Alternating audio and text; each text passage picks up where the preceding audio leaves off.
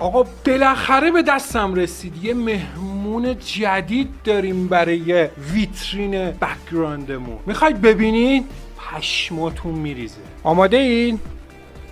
جی PS2 پک لیمیتد ادیشن.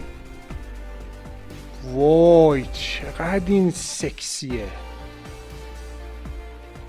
اینم از دستش. خب حالا بریم بذاریمش سر جاش.